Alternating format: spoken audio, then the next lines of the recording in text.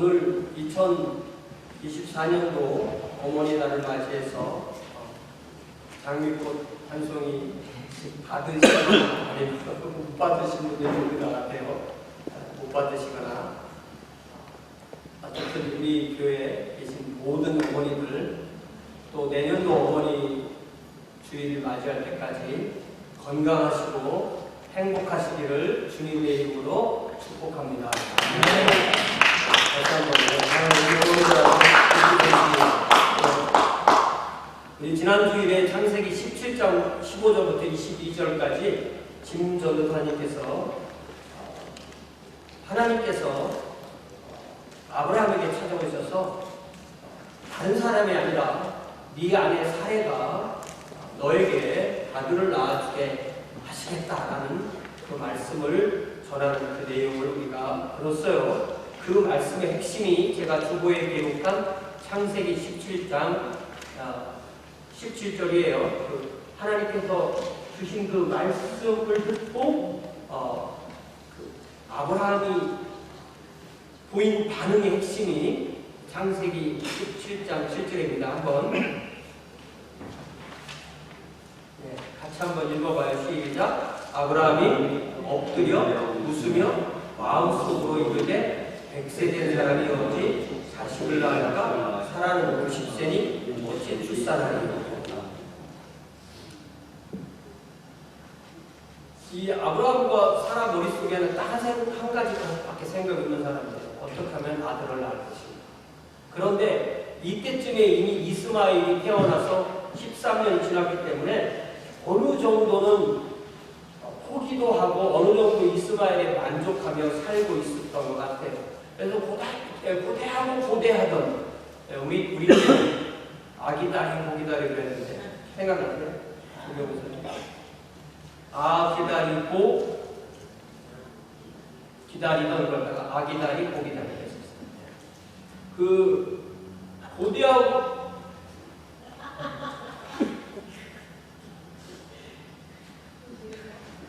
한 5년 10년만 차이가 나도 그런 게 좀 서로 달라요. 문화 차이가. 우리는 그랬어요. 아기다리 고기다리. 자, 정말 그렇게 아기다리 고기다리 하던 그런 아들을 낳게 해주겠다는 소식을 들었는데, 그럼 우리는 어떻게 하겠어요? 땡큐잖아, 그냥. 우리의 반응은 뭐예요? 감사합니다, 이거잖아요. 근데 아브라함은 감사하는 게 아니라 속으로 웃으면서 마음속으로 나나 사라나 아기 못 낳을 것 같다. 그러면서 사라를 통한 아들은 바라지도 않으니까 이스마엘이나 하나님 앞에서 건강하게 잘 자라기를 바랍니다. 아브라함의 생각이 이해가 돼야 합니다. 충분히 이해가 되는 반응인 것입니다. 그러나 하나님은 내가 네 몸에서 아들을 준다고 했으니까 사라가 네 몸이니까 사라가 분명히 아들을 낳을 것이고 너 웃었지? 그러니까 웃었으니까 네 아들 이름이 그는 웃으리라 라는 의미로 이삭이라고 해. 이삭하면 한국 사람들은 이렇게 이삭 생각하잖아. 이삭. 그런데 이삭이 히브리어로는 이삭이에요. 이삭. 이게 막 넘어오는 소리거든요. 이게 뭐냐면 일종의 아주 크게 웃는 그 웃음을 의성어로 만든다는 거예요. 웃다라는 단어 자체가 이삭 하면서 막 찢어지면서 나오는 그런 말이 바로 이삭이라는 그런 말이 되는 것입니다. 그래서 오늘 우리가 이 다룰 18장 1절부터 15절까지 본문도 하나님께서 하시는 말씀을 많이 들어보면 똑같은 얘기예요. 그러니까 우리는 어떻게 이해할 수 있냐면 17장에서는 17장 지난주에 하신 그 말씀은 좀 더 아브라함 입장에서 얘기를 해주시고 오늘 본문은 좀 더 사라 입장에서 얘기를 또 해주시려고 다시 하나님이 찾아오셨다라는 것을 우리가 알 수 있습니다. 그러면 이런 사라가 아기를 낳을 거다라는 말씀을 들었을 때 사라의 반응은 아브라함의 반응과 달랐을까요? 그런데 오늘 18장 12절의 본문에 보면은 사라도 속으로 웃었다고 했어요. 그러니까 13절에서 또 하나님께서 아브라함에게 사라가 왜 웃냐? 라고 말씀하시니까 또 사라는 또 15절에서는 안 웃었어요. 그러니까 또 하나님이 그래 안 웃었구나 이러면 끝나면 좀 좋겠는데 아니야 너 웃었어 이러세요. 이처럼 이 아브라함과 사라 사이에 태어나는 아들 아브라함의 몸에서 태어나는 아들 이삭의 이삭 탄생의 이야기에는 이 웃음이라는 모티프가 아주 계속 연결돼서 나가요. 그래서 이삭이 막상 태어나는 얘기는 또 21장에 나오는데 21장 6절에 보면 사라가 뭐라고 고백하냐면 하나님이 나를 웃게 하시니 듣는 자가 다 나와 함께 웃으리로다. 그러니까 아브라함이 웃었죠. 사라가 웃었죠. 또 사라가 왜 웃냐고 하시죠. 안 웃었다고 해줘. 근데 21장에 막상 가보니까 막상 웃고 나만 웃는 게 아니라 이 소식을 듣는 모든 사람도 웃을 것이다.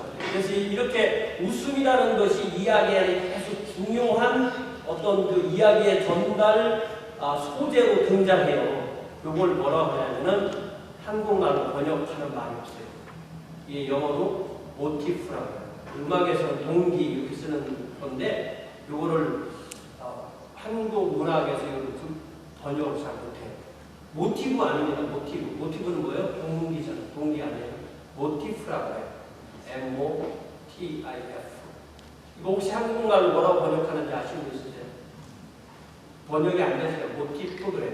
그러니까 여기서는 이 이삭 탄생 이야기에서는 뭐가 모티프예요? 웃음. 네, 웃음. 그러면 잘 생각해보면 아브라함이나 사라가 하나님께서 100세쯤 됐을 때 너희들이 아기를 낳을 거야 했을 때 그 웃었던 웃음은 그 웃음을 우리가 분석해보면 그거는 포기하는 웃음이고 절망하는 웃음이고 심지어 자기 자신을 비웃는 웃음도 되는 거예요. 더 나아가서 자기 배우자를 비웃는 웃음도 되는 거고 더 나아가서 하나님을 못 믿겠다는 하나님을 불신하는 그런 웃음이기도 합니다. 그러나 막상 사라가 그 몸에 이삭을 잉태하고 그 아이를 10달 동안 뱃속에 품고 있다가 그를 낳아서 자기 두 팔로 안고 젖을 물들이면서 사라의 얼굴 가득히 웃었던 그 웃음은 진정 기쁨과 행복과 하나님께 드리는 감사의 웃음이었습니다. 그래서 이 이삭의 탄생 이야기 전체에서 흐르는 면면이 흐르는 내용은 하나님은 우리에게 행복과 기쁨과 웃음을 주기를 원하신다 라는 것을 우리는 알 수가 있습니다. 물론 뭐 어떤 사람이 활 웃고 다닌다 활 웃고 다닌다 그러면 그거 이상하잖아요. 그거 말하는 거 아닙니다. 네.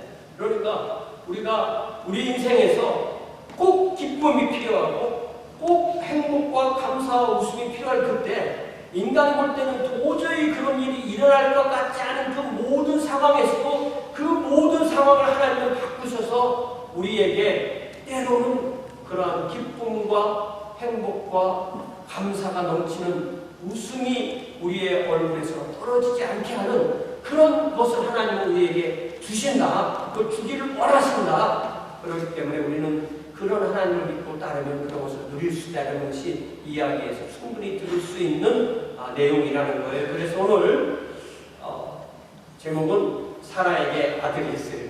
참 하나님은 아브라함과 사라한테 아들을 준다는 걸 가지고 최소한 25년을 써먹으셨어요. 25년 처음엔 준다고만 하지 언제 준다고 안 했는데 지난 봄부터 드디어 내년 이맘때 그건 확실한 거잖아요. 내년 이맘때 그게 한 25년 걸린 거예요. 자, 1절 보겠습니다. 1절에 보면은 이제 18장이 이 17장 이야기가 끝나고 시간이 많이 지난 때가 아닌 것 같아요. 그래서 18장 시작할 때 1절에서 여호와께서 마므레 상수리 나무들이 있는 곳에 아브라함에게 나타낸 이야기가 이런 식으로 흘러가는 거다. 이런 식으로 이제 창세기 화자가 얘기를 하는 거죠. 18장에서 일어났던 일은 바로 하나님께서 아브라함에게 14년 만에 나타나셔서 언약을 다시 갱신하시면서 또 아브라함에게 이름도 바꿔주시고 또 아내 이름도 바꿔주시고 또 언약을 그 몸에 새길 수 있는 언약의 표징으로 할례를 주시고 그래서 할례까지 다 받는 그런 얘기가 다 끝난 거잖아요. 그리고 끝난 것 같은데 18장에 보면 다시 또 나타나시는 거예요. 그래서 저는 어떻게 했냐면 이 18장은 좀 더 사라에게 하나님께서 좀 더 포커스를 이렇게 맞춰서 사라에게 이렇게 해주려고 오신 거다. 저는 그렇게 얘기를 해요. 네. 그런지 아닌지 한번 봅시다. 그래서 아브라함이 거주하던 곳은 이 마므레 상수리 나무 수풀이라고 되어 있는데 이게 뭐냐면 헤브론에 있는 곳이에요. 헤브론은 아브라함이 맨 처음에 왔을 때는 세겜에 있었잖아요. 그리고 이집트로 갔다가 올라와서 정착한 곳이 헤브론이었고 그때부터 지금까지 거의 한 20년 이상 이 헤브론에서 쭉 꾸준하게 살았던 거예요. 그래서 아브라함을 우리는 이때 이 사람들의 직업을 유목민 이렇게 보통 이해를 하는데 유목민도 완전한 유목민이 있고 어느 정도 세마이, 해프로 이렇게 자기 정착지가 있고 그 소떼 양떼를 이렇게 그 주변을 데리고 돌아다니는 이렇게 담을 쳐놓은 게 아닌 그런 어떤 절반 유목민으로 이해를 할 수가 있습니다. 이때 이제 하나님께서 오신 그때 한낮 정오경에 가장 더울 때쯤에 아브라함이 그의 장막 입구에 이제 99살이니까 집 앞에 이렇게 앉아서 이제 있었던 거겠죠. 제가 본 주석에는 잠자으셨다고 했는데 왜 그래 왜 뺏어놨는지 모르겠어. 기도하다 잠드는 잠잤다는 말 없어요. 근데 딱 그러다가 눈을 딱 보니까 이전에 보니까 사람 셋이 자기 앞에 딱 서 있는 거예요. 갑자기. 그래서 그가 그들을 보자고 장막문을 문에서 달려나가서 영접하면서 몸을 땅에 굽혀서 절을 했다는 게 있어요. 갑자기 우리 앞에 누가 딱 나타나면 우리는 어떻게 합니까? 제일 중요한 게 뭐냐면 파악하는 거, 파악. 이게 나를 해칠 사람인지 나를 위할 사람인지. 네? 나를 해칠 사람을 영접하면 내가 죽는 거예요. 그렇기 때문에 이 분별력이 있어야 됩니다. 분별력이 바로 지혜예요. 네. 그러니까 무조건 받아들이는 게 아닌 거예요. 네. 지혜가 있어야 됩니다. 그런데 아브라함은 자기 앞에 나타난 이 세 남자 어른이 자기를 찾아온 방문객으로 즉각 파악하고 즉각 영접하고 보자마자 달려나가서 그들을 맞으면서 절을 했다고 했는데 아브라함은 어떻게 그런 능력이 있었을까? 그래서 이 본문과 관련해서 함께 봐야 되는 말씀이 여러분 유명한 히브리서 13장 2절 말씀인데요. 거기에서 뭐라고 되어 있냐면 손님 대접하기를 잊지 말라. 이로써 부지 중에 천사들을 대접한 이들이 있느니라. 이 말이 무슨 말이냐면 아브라함과 사라는 자기 집에 온 손님들을 항상 환대하는 것이 몸에 배 있었고 그렇게 하다 보니까 손님인 줄 알고 사람 방문객인 줄 알고 대접했는데 알고 보니까 하나님과 천사들이었다. 이 얘기.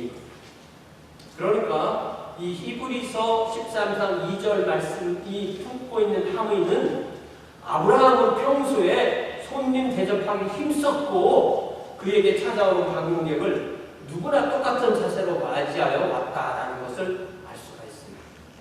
우리가 이 코비드-19를 겪으면서 외부인을 내 집안으로 영접해서 아이고 어서 오세요. 또 함께 먹읍시다. 뭐 잠자리는 여기입니다. 여기서 목욕하시고 화장실이 여기고요. 그렇게 하는 걸 뭐라고 부르냐면 환대라고 해요. 환대. 한국말로 환대라고 번역하는데 영어로는 이게 하스피탈리티예요. 이게 특히 이 남쪽 주들을 서든 하스피탈리티, 남쪽 사람들이 친절하다고 해서 하는 말인데 이 하스피탈리티라는 말이 이 코비드-19로 사라져버렸어요. 잊어먹었어요. 이제. 우리가 사람을 이렇게 누구를 데리고 우리 집으로 들어오고 잊어먹어버렸어요. 아예.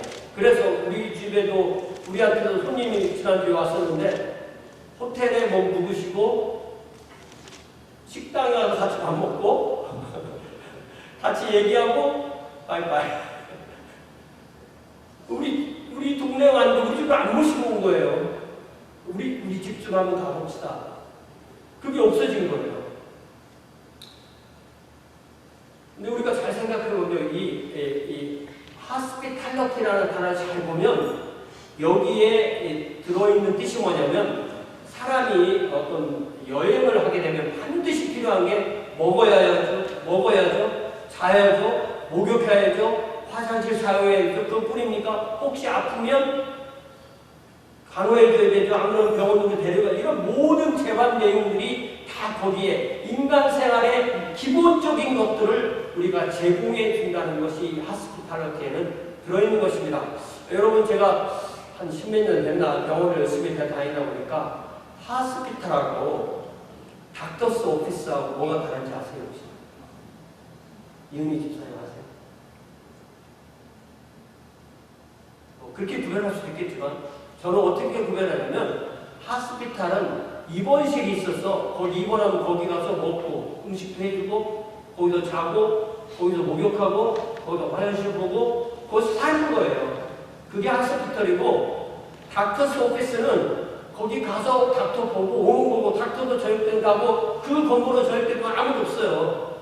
그거는 그런 하스피탈리티가 제공되지 않는 곳이다라고 해서 알 수 있어요. 그래서 하스피탈이나 호텔이나 호스텔이나 이런 단어들이 들어간 것을 다 보면 이렇게 호스트가 게스트들을 받아들여서 그런 것들을 제공해 준다라는 의미가 포함되어 있는 단어들인 것입니다.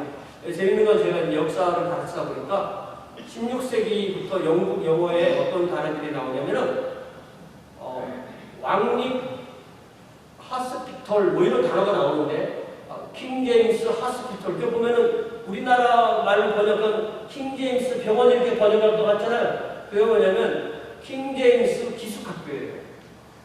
고등학생들 기숙학교의 제목이 뭐냐면 하스피털이에요. 그러니까 하스피털이라는 말 자체가 원래부터가 핵심이 먹여주고 재워주는 게 기본적으로 있다는 소리가 알 수가 있습니다. 그래서 우리가 이런 아브라함 이야기의 15절까지 내용이 길긴 하지만 이 중간까지는 하스피탈리티에 우리가 좀 더 초점을 맞춰서 볼 수가 있는 것입니다. 그래서 3절을 보니까 첫 번째로 아브라함은 자기에게 온 세 사람에게 자기를 떠나 지나가지 말라. 자신을 찾아오는 손님들에게 어떻게든 그들을 붙잡아 놓고 그들에게 환대를 제공하려는 강력한 의지를 3절에서 이렇게 표현한 거고요. 4절에 보니까 그 다음에 한 단계 더 나아간 섬김을 제안하는데 이제 종들에게 물을 가지고 오라고 해서 여행에 지친 발을 씻고 나무 아래 잠시 쉬시라고 이렇게 말합니다. 이렇게 섬긴다는 건 뭐냐면 기본적으로 섬긴다는 것은 상대방에 필요한 것이 무엇인지를 발견해서 그것을 채워주는 것을 말하는 것입니다. 5절에 보니까 그 다음에 한 칸 더 나아가서 내가 빵을 좀 갖고 오겠습니다. 빵을 드시고 힘을 얻으시고 당신들 갈 곳을 가세요. 당신들의 종에게 찾아오셨기 때문입니다. 그러니까 그렇게 하겠습니다. 이렇게 손님들이 얘기를 하죠. 요 5절에 보니까 좀 더 자세하게 보면요. 섬김의 제안으로 드린 내용이 음식, 즉 빵을 가져올 것이니 드시고 기운을 얻고 마음을 새롭게 하고 가시던 길을 가시라 이렇게 말한 거죠. 요걸 보면은 아브라함이 방문객을 접대하는 이 내용을 보면 이게 바로 환대의 어떤 모델이다. 환대의 교과서와 같다고 할 정도로 아브라함의 행동을 보인 거예요. 그를 찾아온 방문객이 자기만을 위해서 온 게 아니라 어떤 여행의 목적이 있는데 자기가 그들을 완전히 붙잡아 놓기 위해서 아니라 자기를 통해서 힘을 얻고 그들이 갈 곳으로 갈 수 있도록 그렇게 그들을 도운 것입니다. 그러니까 방문객들이 원래 여행 목적을 잘 이룰 수 있도록 자신이 도울 수 있는 것은 돕겠다는 선에서 자신이 베푸는 환대의 성격을 명확하게 제시한 것입니다. 그러면서 자기가 그렇게 할 수 있는 근거를 뭐라고 하냐면 당신들이 종에게 오셨기 때문입니다. 이렇게 말합니다. 이게 무슨 얘기냐면 무슨 뜻이냐면은 누가 누구에게 찾아가면 방문객은 그 주인에게 환대를 요구하는 것이 그 당시에 일종의 문화였고 주인은 방문객을 환대할 그런 책임이 있다는 걸 서로 알고 있는 거예요. 그러니까 방문객은 이렇게 조금이라도 이렇게 이게 아니고 당당하게 요구하고 주인은 또 당연하게 대접하는 거예요. 이것이 바로 당대 유목민의 문화였어요. 그렇기 때문에 5절에 보면은 마치 자기들이 뭐 예약하고 돈 낼 것처럼 내 말대로 그리하라. Do as you say. 이게 우리가 하나님과 사람의 대화라고 생각하니까 이렇게 이야기하지만 이게 그 당시에 문화로 이해를 할 수가 있다는 거예요. 그래서 이제 6절을 보니까 아브라함이 99세라고 그랬잖아요. 99세인데 매우 바쁘게 지금부터 움직입니다. 급히 장막으로 가서 아내에게 빵을 만들라고 밀가루부터 빵까지 나오는 걸 하라는 거예요. 그러니까 이 아브라함이 이렇게 움직였다는 것은 손님 접대를 처음 해보는 사람으로서는 절대로 할 수 없는 행동. 그러니까 아주 숙달된 행동을 하는 것입니다. 그래서 아내에게 들어가서 세 스와의 밀가루를 반죽해서 화덕에서 빵을 구우라고 했는데 세 스와가 한 스와가 한 7리터 정도 된대요. 세 스와니까 20리터 이상이 되는 거잖아요. 한 리터면 한 사람은 충분히 먹잖아요. 맞지? 그런데 아주 풍성하게 빵을 구라고 한 거예요. 빵은 탄수화물의 가장 중요한 공급원이죠. 그리고 난 다음에 또 실제로 보니까 가축 있는 곳으로 가서 자기가 직접 아주 가장 좋은 기름지고 좋은 송아지를 잡아서 하인에게 주어서 하인이 요리하게 하는 것입니다. 송아지 요리는 역시 단백질과 지방의 가장 중요한 공급원이죠. 그 다음에는 8절에 보니까 시간이 어느 정도 흘렀겠죠. 그 다음에는 이제 음료수로 엉긴 젖과 우유, 하인이 요리한 송아지 그들 앞에 차려놓고 자기는 딱 그들을 섬기기 위해서 그 앞에 딱 서 있는 거예요. 빵은 어떻게 됐을까요? 빵은 아직 안 됩니다. 예, 빵 얘기가 어디 나오셨어요? 엉긴 젖 이런 거 들어왔어요? 엉긴 젖이라는 거 알았어요 혹시? 치즈는 엉긴 젖. 이게 그 커드라는 건데 치즈에 젖다는 거예요. 그러니까 우유에 지방질이 굳어진 걸 버터라고 하고 단백질이 굳어지면 그걸 커드라고 하고 응유라고 합니다. 한국말 응유, 응고된 우유, 응유. 그것이 한참 더 나가면 치즈 이렇게 가는 거랍니다. 저도 몰라서 다 찾아본 거예요. 그렇죠? 그래서 이 손님이 이렇게 엉긴 젖, 또 우유, 또 송아지 요리 그렇게 먹고 아브라함은 그들 앞에 서서 그들을 또 섬길 준비를 딱 하고 있는 거예요. 구절을 보니까 식사를 다 했으면 가야 되잖아요. 가지 않고 갑자기 그 셋이 동시에 아브라함에게 당신 아내 사라는 어디 있습니까? 한국말은 이게 존댓말 반말 이게 좀 이상하게 돼 있으니까 좀 우리가 헷갈리는데 우리 사람으로 읽으면 그런 거예요. 네 아내 사례가 어디 있느냐 이렇게 읽을 수 있지만 당신 아내 사례가 어디 있죠? 이렇게 번역할 수 있는 거예요. 둘 다 이해를 할 수가 있습니다. 그러니까 이 식사가 아마 그러니까 그 사이에 사라가 빵을 다 만들어서 그 빵을 보내와서 빵을 먹었는지 안 먹었는지 모르겠어요. 그런데 갑자기 이 세 사람이 그 동시에 이 주인의 아내의 이름을 알고 셋이 동시에 그 당신 아내의 사례가 어디 있습니까? 이렇게 물어봤다는 얘기가 뭐냐면 최소한 사라는 그들 앞에 얼굴을 안 보여줬다는 거예요. 만약에 빵을 보내줬을 빵만 보내줬지 얼굴을 안 보여주는 거예요. 근데 아브라함의 이 아내의 이름을 부르면서 그녀가 어디인지 묻고 그러자 우리가 여기서 분명히 알 수 있는 것은 하나님이 성경의 거의 모든 이야기는요 잘 보면요 하나님이 사람을 찾아오십니다. 제가 이걸 요즘에 와서 많이 더 깨닫게 돼요. 그리고 우리를 찾아오시면 반드시 이름으로 부르세요. 이름. 그러니까 다 잊어먹어도 자기 이름은 잊어먹어요. 네. 이게 누구를 부르는지 알아야 되잖아요. 네. 그래서 아브라함은 그래서 영어로 보니까 Where is your wife Sarah? There in the tent. 네. 뭔가 이게 좀 느낌이 그렇잖아요. 그죠? 네. 간단하게 대답한 거예요. 이 대화는 아주 간단한데 이걸 잘 생각해 보면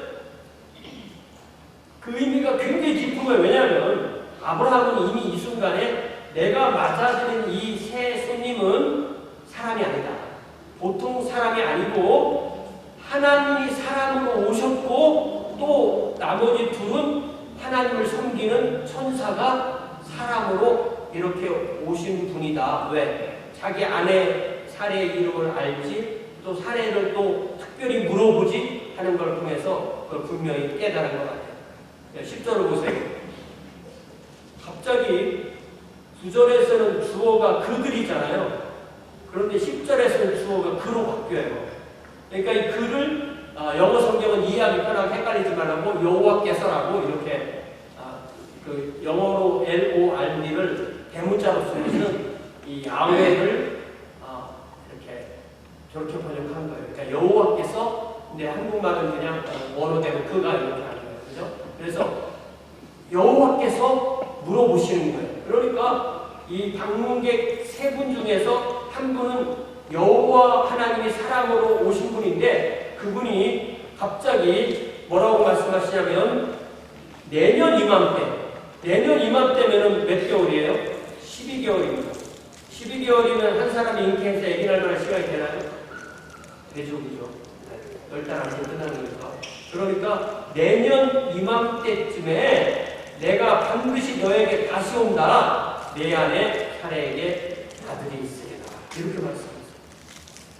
그런데 이게 잘 보면요. 어떻게 되는 거냐면 사라가 그 뒤 장막문에서 그러니까 장막이 이렇게 있고 그 앞에 이렇게 테이블이 차려져 있고 거기서 새 손님이 식사를 하고 이야기하는 내용을 그 텐트의 그 천 사이로 사라가 다 들을 수 있는 그런 구조였어요. 이 말씀을요, 이 10절 말씀을 잘 생각해보면 이게 바로 지난주에 배운 김종사님이 전해주신 17장 15절부터 21절까지 하나님께서 아브라함에게 해주신 말씀의 요약이라고 할 수 있어요. 그러면 아브라함이 사라가 자기에게 아들을 낳아준다는 얘기를 자기 아내 사라에게 그 얘기를 전했을까요? 안 전했을까요? 남자분. 무슨 얘기 들으면 아내한테 얘기해줘야 해요. 네. 저는 잘 안 해주는 것도 있는 것 같아요. 그러니까 저한테 얘기할 때는 저한테 얘기하고 제한테 확실하게 하는 얼마나 자세하게 얘기해주냐면 네 아내 사례가 아기를 낳을 거고 너 웃었지? 그러니까 네 아들 이름이 이삭이야 라는 말씀까지 다 해주고 또 아브라함 너하고 맺은 언약을 이삭과도 맺겠다는 얘기를 다 해줬어요. 그랬는데 왜 또 다시 오셔서 사라가 듣는 것을 아시는 그 상황에서 사라가 그거를 다 듣는다는 걸 아는 사장에서 왜 그 얘기를 또 해줄 거냐고요. 제가 생각할 때 제 머리로 이해할 수 있는 이치는 답이 하나 같거든요. 뭐냐면 이 남자가 그 말을 듣고 아내한테 똑바로 묻잖아요. 아니면 자기는 전했어. 근데 사라도 안 믿어. 이게 무슨 말인지 몰라. 잘 받아들일 수가 없는 거예요. 그러니까 아브라함이 하나님의 말씀을 사라에게 똑바로 전하지 못했든지 아니면 똑바로 전했어도 사라가 믿지 못했든지 그러니까 하나님께서 다시 방문하셔서 아브라함에게 확신을 다시 해주시고 이번에는 사라까지 콕 집어서 사라가 들을 수 있는 상황에서 얘기를 해주신 것이라고 이해를 할 수가 있는 거예요. 근데 우리가 성경을 읽을 때 우리가 설교 말씀을 들을 때 또 우리의 어떤 상황 가운데서 하나님의 분명한 뜻을 분별할 때 이때에도 우리가 성령 하나님의 도우심에 의해서만 하나님의 음성을 들을 수가 있는 것입니다. 우리 어머니날을 맞이하시는 어머니들 또 우리 모든 성도들 내년도 다시 어머니날을 맞이할 때까지 우리가 매사에 하나님의 음성을 분명히 듣고 그 뜻에 순종할 수 있기를 주님의 이름으로 축복합니다. 그러기 위해서 우리가 듣기 원하는 내용이 아니라 우리가 들어야 하는 내용에 집중해야 되는 거예요. 네. 저는요 뭔 얘기를 저한테 했대 난 들은 기억이 없어. 아무것도 기억이 안 나. 카톡을 했대 난 보지도 않았는데 뭘. 알았는데 반응이 없지, 당연히. 그러니까 이게 커뮤니케이션이 전하는 쪽하고 받는 쪽에서 이게 100% 되지 않는 거예요. 그러니까 자꾸 점검을 해봐야만 되는 것입니다. 그래서 또 문제가 뭐냐면 우리가 그 상대방이 해주는 말을 들을 때 내 마음이 이렇게 틀려 있으면, 이 마음이 이렇게 꼬여 있거나 잘못되어 있으면 상대가 다른 말을 해도 이게 틀리는 말을 들려요. 이 굉장히 위험하죠. 근데 이때는 또 얼마나 심각하냐면 사탄이 해준 말은 또 다른 말을 들려요. 이러면 도대체 어떻게 됩니까? 하나님의 말씀은 틀린 말을 들려요. 사탄이 해주는 말은 맞는 말을 들려요. 그럼 그 인생이 어떻게 되겠어요? 그러니까 우리가 듣고 분별하는 것이 얼마나 중요한가를 알 수가 있습니다. 그런데 11절에 보니까 이 시점에서 창세기 화자가 다시 아브라함은 99세로 나이가 많고 사라는 89세로 나이가 많고 특히 사라에게는 여성의 배란이 이미 없다, 이 얘기입니다. 그래서 우리가 사라는 이미 배란이 끝나고 완전한 폐경, 완경에 접어들었는데요. 이걸 잘 보면은 요 전에, 그러니까 사라가 자기 남편에게 하갈에게 아기를 얻으세요 했을 때 사라 나이가 76세거든요. 그러니까 76세까지는 기다렸다는 얘기야. 그 얘기는 뭐냐면 76세까지는 배란이 됐을 거라고 생각할 수가 있는 거야. 그러니까 우리 오늘날 이 여자분들 나이랑 비교해 보면 요때 사라의 나이가 한 50, 좀 길게 잡으면 60, 이렇게 우리가 이렇게 환산을 해볼 수가 있다는 것입니다. 이걸 잘 보면은, 이걸 조금 더 생각해 보면, 이게 제 믿음은 이렇습니다. 하나님은 굳이 사라의 배란이 끝날 때까지 기다리신 것 같아요. 그런 것 같지 않으세요? 저는 그렇게 생각해요. 또 그렇게 보면 아브라함이 하나님께서 약속의 성취를 말씀하실 때 웃고 사라도 웃었던 것이 어떻게 보면 자연스러운 반응이 아닐까 생각합니다.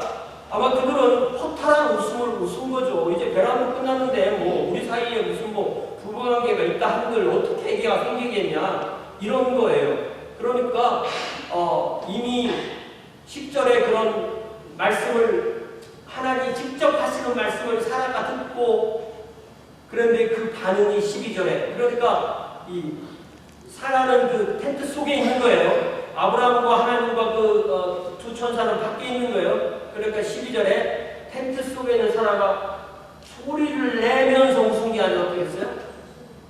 속으로. 그 다음에 크게 소리 지르는 게 아니라 속으로 말하고, 뭐라고 말했다고? 내가 노쇠하였고 내 노인도 늙었으니 내게 무슨 즐거움이 있으리요.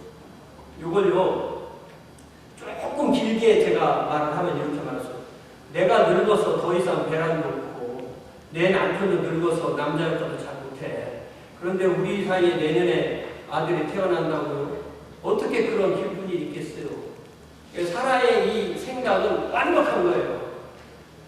틀린 게 아니에요. 완벽합니다. 완벽하긴 한데 하나님의 말씀이 이루어지지 못하는 방향으로 완벽한 거예요.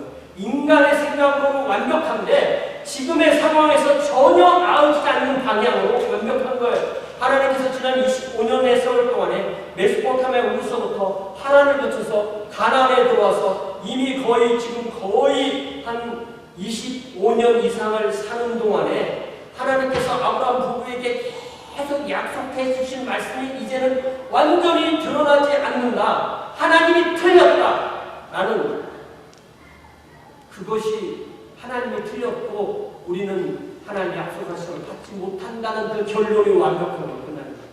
그 말씀이 뭐예요? 그 12절입니다. 13절 보세요. 사라는 그렇게 웃고 그렇게 말한 게 자기 속으로 한 거예요. 속으로.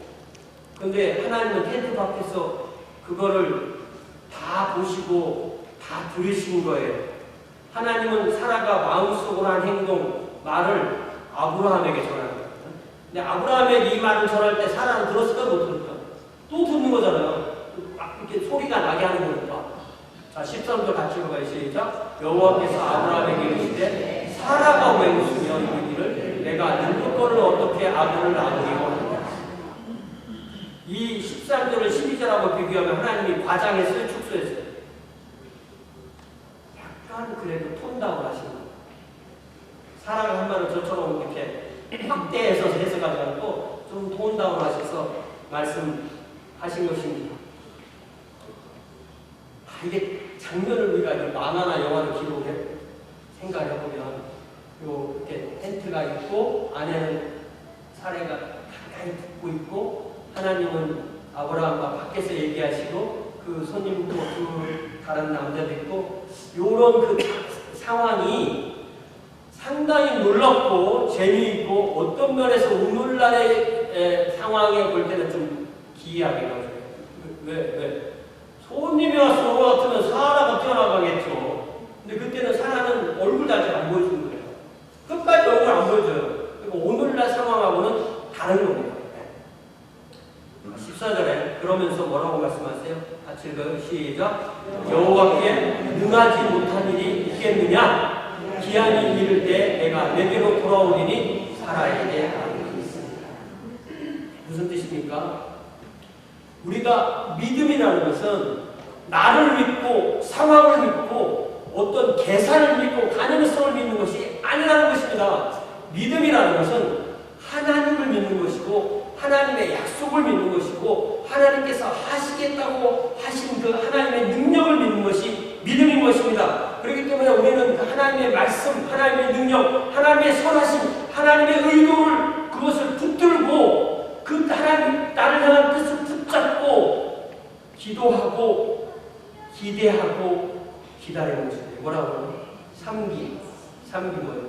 기도하고 기다리고 그 다음에 기대하고 이게 우리가 하는 기도하고 기다리고 기대하고 그러면 하나님께서 하나님의 때에 하나님의 방법으로 이루어 주시는 것입니다. 근데 15절에 보니까 사라가 그때가 와서야 뭐라고 말해? 안 웃었어요. 그러니까 사라는 상당히 당황한 것 같아요. 당황한 정도가 아니라 두려운 거예요. 자기는 하나님 잘 못 보신다고 생각해요. 근데 하나님은 남편 사이의 대화를 엿듣고 속으로 웃고 속으로 말하는 것을 하나님이 다 보시고 다 들으신 것을 알고 상당히 놀랍고 두려워한 거예요. 두려우면 솔직하면 돼요. 솔직하면 되는데 두려우면 더 거짓말하잖아요. 이게 딱 상황에 대해서 얼른 실토하느냐, 더 거짓말을 하느냐. 이게 여기 분기점인데 이게 사라는 이 상황에서 더 악수를 주는 거예요. 내가 웃지 않았습니다. 거짓말하는 거예요. 그럼 하나님께서 적당히 그랬니? 안 웃었구나. 끝났으면 참 좋겠는데 콕 집어갖고 아니야, 네가 웃었어. 근데 이게 영어로는 yes, you did laugh. 이게 참 이게 yes, no가 한국의 문법이 서로 달라서 헷갈려요. 하나님 왜 꼭 여기까지 가실까요? 왜 이렇게 하셨다고 생각해요? 좀 짓궂으신 것 같아요? 짓궂으셔서 꼭 그 코너까지 몰고 가고 싶어서 하나님이 그렇게 하시는 것 같아요? 저는 그렇게 믿지 않습니다. 하나님은 이런 일을 통해서 사라가 나중에 이삭을 낳아서 자기 품에 안고 웃을 때 하나님께서 약속해 주신 말씀을 붙들고 자기들이 그것을 하나님을 온전히 신뢰하지 못해서 불신의 웃음을 웃었던 그때를 기억해 볼 수 있도록 너 웃었지? 웃었어. 근데 그 웃음과 그 웃음이 얼마나 다른지 네가 알 거야 하는 것을 그 마음속에 각인시켜 주시려고 그렇게 한 것이라고 저는 믿습니다. 여러분 제가 주보에 전도서 7장 14절을 써놨는데요. 우리 몸을 잘 생각해 보면요. 우리 몸에 세포가 100조개가 있답니다. 세포, 혈관이요. 우리 몸의 혈관은 일직선을 이루면 지구를 두 바퀴 가는 건데 우리의 세포와 혈관과 우리 신체의 기관과 지체로 이루어진 우리 몸을 우리가 아무리 잘 가꾸고 병원에서 검사 맡아서 아무리 열심히 공부하고 아무리 관리를 잘해도 우리 몸의 주인은 하나님이세요.